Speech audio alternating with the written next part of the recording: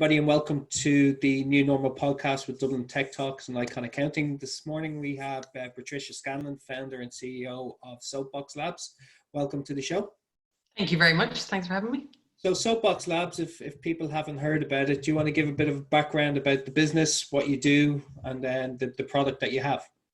Yeah, sure. So SoapBox Labs, we're voice tech for kids. We have developed our own proprietary high accuracy speech recognition specifically for children's voices. We license our technology to third parties so they can be integrated into English language learning, literacy products, robots, toys. So we voice enable those experiences with kids. Brilliant. And where did the product come from? Where did the idea come from? It's a brilliant. I've followed your story a bit over the last couple of years. And it's great to see the success it has, but where has what was the idea formated from, and what was the aha moment you had? Yeah, sure. So I've been in the area of speech recognition for over 20 years now. So machine learning, AI, whatever you want to umbrella term you want to use for it. So I started as an engineer, electronic engineer, ended up doing a PhD in speech recognition, ended up working in IBM and Alcatel-Lucent. So all the while I was doing kind of that research piece around speech recognition. And then in 2013, I was, my daughter was 3 at the time, and it was back then, it was kind of the time that apps were huge, much bigger almost than they are now. Like, people are making millions out of apps and stuff. And there was a lot of really high quality, there still is today, a lot of high quality educational apps. So I was actually giving my daughter some nice engaging early literacy apps to play with. Fabulous, really well designed, really well built, a lot of pedagogy and research gone into them. But what I found was that when it was trying to teach her words and sounds, it would just play her the sound and she'd pick the corresponding letters or words to match. Or it would have a fun little game that, the little character would go left or right on the fork and it would play the sound she had to pick. So I was getting all these update emails about her progress, but she was only 3.5 at the time. So when I was quizzing her on her responses, I said, well, what's that sound? What's that word? And she didn't know. And what I actually started observing was that while it was able to give her multi-choice to assess her progress, it couldn't assess her ability to recall or to pronounce the letters and sounds. So having spent my whole career in research and speech recognition, it seemed like a very obvious piece to plug that very significant gap in literacy. And then obviously English language learning or any language learning falls under that. So I started looking at what was out there and realizing it didn't work for kids. So even though we had Siri at the time, it was pre-Alexa, I think OK Google was just starting around then. But it was definitely pre that kind of, widespread adoption of speech recognition in society. And what was out there was stuff that was built for adults. Yeah. So it slowly began to dawn on me that everything I'd been doing my whole career up to that point was adult speech recognition. And we hadn't actually paid any attention to how different kids' voices are and how different kids' behaviors are, particularly when they interact with technology. So it just became very apparent that there was that aha moment, that light bulb moment was, if you want to tackle this in the real world, you got to build a proprietary system from the ground up in order to address a specific problem. And it was going to be huge. And that's pretty much where it started back in 2013. And then, I'm a father of 2 kids. Tech is heavily involved in what we do, especially now more than ever with homeschooling and, trying to figure out different ways of learning. It doesn't always have to be a book or a page. There's some great apps out there, as you said. Have you seen a quicker adoption of kids tech and ed tech over the last kind of 12 months, 18 months? I wasn't aware of how widely used in schools it was until my daughter went to school. It had been. I think education is one of the last big industries to be digitized, actually. But it had, and particularly in the US, there was a huge adoption of technology. There's districts in the US where every child has an iPad. or some kind of tablet or Chromebook. Whereas I think on this side of the water, we're definitely lagging in that. Well, there may be recommendations for stuff. I have 2 kids as well, and since this crisis began, we're definitely seeing a lot of more of what they're doing. But the US was way ahead of us, and Asia too. So since this crisis began, any of the products that we're voice enabling have seen a massive uptick in usage, in number of kids, amount of engagement with each child, as well as a huge influx in interest for our services, for our voice enabling product, like for many different, across ed tech, across English language learning, across entertainment. You mentioned the States there. There was correct me if I'm wrong, over the last 12 months, the contract you won in the States, yes, that must have been a great valid, great kind of recognition and validation of the work that you've been doing to kind of say, this is a mainstream product. Yeah, that was huge. So that one particularly is the Florida Center for Reading Research. They are, honestly, the leaders in the US, hugely respected early literacy experts. And they selected SoapBox Labs as their speech recognition partner for, it's a long 5-year project. That project is funded by Mark Zuckerburg initiative. It involves Harvard, Florida Center for Reading Research, MIT, and it's a much bigger project. But we're dealing with these guys in Florida, and they are integrating this, our technology into their products across multiple districts, thousands of kids, and basically showing how technology, as they said, the quote from them was like, speech technology that actually works. So they managed to find us, and they believe us to be the right partner for them, because our technology works at high accuracy, and what they're doing now is studying how well our speech technology performs compared to human evaluators. So we've done this ourselves, but it's great to get that external validation from such a respected institute in the US. Brilliant. And we'll be doing a series on this as we go around the kind of startups to watch for 2020. There seems to be a lot of positive energy going towards the business over the last kind of 12, 18 months, which is great to see.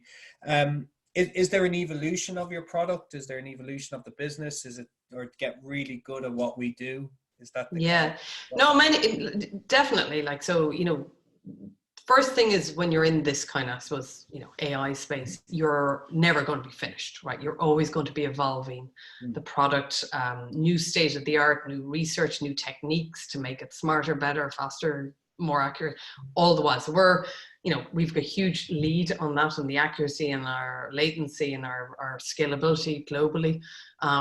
We recently announced a new product, which is around fluency. So it's a huge measure of how a child is doing. It can be done multiple times a year or just summatively once a year, or in the US. It can be used for practice to tell how a child's fluency is. So that's words correct per minute minus errors, substitutions, deletions. And that number that comes out, that fluency measurement, can help teachers identify kids who are slipping or kids who need intervention or help, whatever. So really, really proud of that, because that was a really tough one to get out into the market. So we've got a number of clients working to integrate on that right now. We were successful in DTIF, which is the Disruptive Technologies Innovation Fund with the government, in partnership with Xperia and NUIG in late last year. And that's around taking our technology offline. Okay. That's going to be not just offline as in you can switch off the wireless on your phone or in your tablet, but to be able to put our technology on a low cost, low power consumption, high processing chip.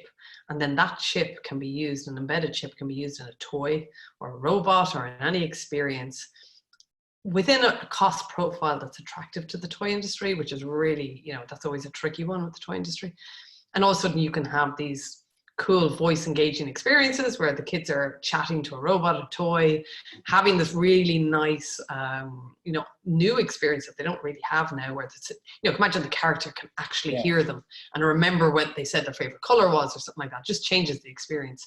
But key to that as well is just kind of cutting the cord, cutting the snips to the cloud and having that experience completely offline. So then nobody has to worry about Wi-Fi connectivity. Nobody has to worry about data privacy concerns. Nobody has to worry about, like, a system waking up and listening and recording and audio if it's in the kid's bedroom or anything like that. And I think that will do a lot for trust, with parents and in the industry, and in an industry that's been plagued with kind of scandals around data privacy. It's key. Yeah, and obviously the last, we'll move on into somewhere now different, but the last kind of 6-12 weeks, I'm guessing there's been a massive kind of interest in what is the product, which is speech recognition, because parents probably have seen a lot more of the education side of where they are. Yeah. Myself as well, I'm very, is there some other way of teaching my kids, or, does it always have to be the traditional way? I'm guessing there's been a massive, it's even from schools as well, around trying to help. Yeah, I mean, the last 7 weeks, and now we're where, in Ireland, it's going to go on till, when the kids aren't going to get back till September. And I think that's really worrying. And what's worrying everybody is that every summer they have a thing called the summer fade, where kids, their literacy slips. And then it has to be caught up again in September. We're going to have a much longer period. And, there are concerns about a second wave and stuff like that, parents are stressed. We're all trying to homeschool on top of work, on top of balancing, everything in, the stressful time as well. Ideally, you would like a child, if they're being given digital products to engage them, to be able to help their learning, they have to be really good. Like, they have to be engaging, they have to be given feedback. So, you don't just do technology for technology's sake. I think that's a really dangerous road to go down. What you want to do is very thoughtful implementation of technology where it can actually help. 15 minutes a day reading, where the system listens to a child as they read aloud and corrects prompts, encourage. That's useful. And that's useful because the parent's going, okay, I can see the child is engaging because it's fun, because they're using their voice and they're getting a response, but also it's correcting them. And it's actually managing that interaction and then feeding back to the teacher, so the teacher can keep an eye on the kids that need maybe a little bit more help than others, or an intervention strategy. There's loads of things like that. I think in a crisis like this, it's kind of really highlighting the lack, particularly for the young kids, of no feedback mechanism. Unless you have somebody be able to sit there every day, and we all know it's not just one subject. You've got many other subjects to do and many other stresses. That the more technology can help that engagement, the better the outcomes will be for the kids. Yeah, I've noticed it massively. You have a 7, nearly 8, and she goes to special reading classes, the extra, I don't know what they're called now, the for reading, and there's only so much as we can teach them, because we're not trained in true phonetics and and pushing that, what we think is right is probably not right, because that's not our specialty. Yeah. So there is. So what you'd like is an objective measure or an objective system to be able to help with that. Yeah. Oh, 100%. Interest, like any part of the schooling that we're doing, it's like, that's not how my teacher does it. Yeah. You'll never be as good. So you're always going to be daddy or mommy or whoever. Yeah. Second class. Yeah. Good on that. So it's a really interesting topic. Let's roll it out for the Department of Education. It needs to be done soon. So the product itself is very technical, on the AI, machine learning, voice recognition. How has that been for the business to grow, find the talent in Ireland at the moment? Just on that side of it, has that been a challenge, or has that been something you're surprised at? Well, let's say, if we take the whole evolution of the company, we're 22 people now. We're growing pretty quickly. We're still hiring. The people are key, right? So making sure we found the right people with the right tech skills fit, but the right kind of cultural fit, and somebody that was, really passionate about what we do. It's a nice subject matter. It's a nice technology to work on. It's kind of fun. It's really interesting. So all those factors, we've got, a seriously amazing technical team now, both on, we have infrastructure, engineering, speech technology, machine learning, like so many skills that are needed to make this happen and deliver it globally, make it happen at high accuracy, and then deliver it globally and at scale and cost effectively. it was challenging in order to find, because you're not always going to find all those skills in Ireland. So we've got like 10 nationalities working with us at the moment. We found, you know, a lot of people here, we contact people abroad, we interview them. Europe is a better base to do it out of, I would say. Ireland is actually a really good place to do it out. A lot of people, since Brexit, would like to come to Ireland as opposed to risk what might and might not happen with Brexit. US is closed to a lot of people, or it's very difficult. Even a startup in the US trying to do what we do would struggle to find really quality people because they're always in competition with all big tech. Whereas we have Europe, you know, where, you know, we're competing with some in the UK for talent, but, you know, a lot of people don't want to work there and they want to go to an English speaking country. So I think Ireland has a lot of advantages. We have a highly educated workforce. There's amazing engineers out there. There's a lot of people retraining in AI and machine learning as well, computational linguists. You know, I without a shadow of a doubt, would be happy, and we will remain in Ireland doing our product and engineering, like, because it's actually a significant advantage for us to be able to do it out of here. Yeah, it's good to hear. It's good validation on what we always say. You know, it's a really good part.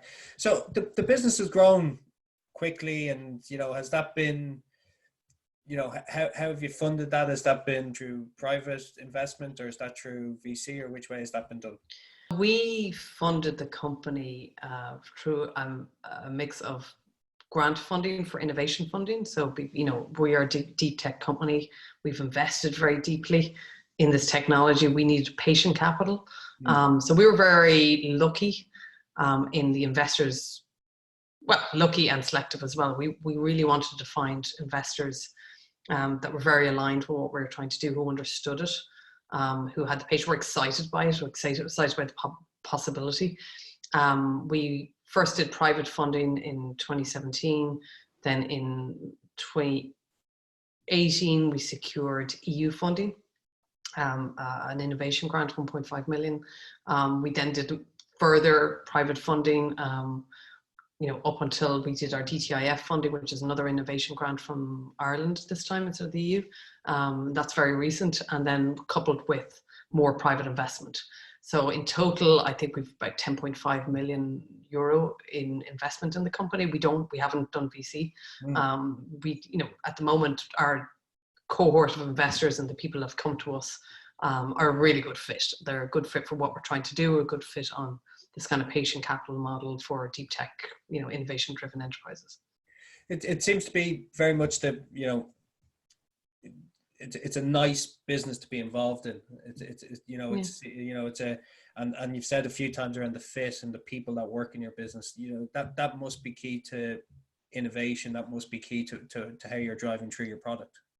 Yeah, there's a lot of factors, isn't there? Like, I mean, you can't do this alone. Like, I mean, you know, one of my biggest things is making sure, you know, I've always tried to find the best people possible in every role. So in the beginning, any startup, you're doing everything badly yourself, but you're doing everything, right? And then slowly you begin to find people who are better than you at all these different topics, and delegating and trusting and finding really good, you know, colleagues and friendships and people, you know, it's respect and trust that suddenly, you know, frees you up to divert your attention back to stuff that I'm good at. Like, there's so many things I was attempting in the beginning, I know I'm not the right person for it. So I did my best to find the right people who could do those things better than I could ever do, and then I could move on to things that I'm better at. Like, and that has worked really well. Like, you know, we've got an amazing team now together. Like, so. And have you found that one of the harder parts, the coming in as, you know, founder, building, it's your product, letting go certain parts of it, and being, you know, trusting people to be able to love the product as much as you clearly do? Is that No, it wasn't hard. No, I quite happily handed off once I found the right person. I think what was hard was finding the right people. Yeah. You know, that's, you know, we, you know, build, you know, so you find that person, you have the trust, but once you know they're the right person, no, it's a very easy thing to do. And I think that's why it's worked, because, you know, letting go and going back to what you're good at, and how you can really help the business, as opposed to trying to oversee everything, keep your finger in every pie like that. I don't think that works. I don't think it's practical to scale like that. You know? No, I don't think any business has scaled well that yeah, all the fingers and all the pots. Yeah, no. And then just over the last kind of 8 weeks since March, how has the business changed for you internally? You're now obviously everybody's remote. Has that been an advantage? Have you seen a new way of working? It happened very easily for us. I mean, all our technology leads were very keen from the get-go. Our director of engineering and speech technology were very keen to set up a kind of centralized way of working so that all new employees, when they come in, could onboard quickly and contribute and be effective and be productive. So everything was designed in a very kind of centralized way, so that we actually do have 2 people who work remotely, but everybody else was in the office. So by building it that way, and you really are investing a lot in being able to build out those kind of architecture and structures, so that when it happened that we all just picked up our laptops and went home, it was fairly seamless. But it was actually almost an investment years ago to get to that point where it has been hugely productive. And unbeknownst to us, we were just doing it in a very good way so that people from all over could contribute. But it helped in our remote working scenario. Like everybody, this is, it's an eye opener to be able to do 100% remote. But so far, it's been good. It's been productive. It's been, everybody's really enthusiastic. It's a great bunch of people. So the enthusiasm in the community, even virtually, is actually quite strong. And, being supportive of each other, I think, is important, because it's just such a weird time. We're only 8 weeks into this. It's not even. It's only been 8 weeks. So I don't think we know yet the full impact of what this have long term on on any business.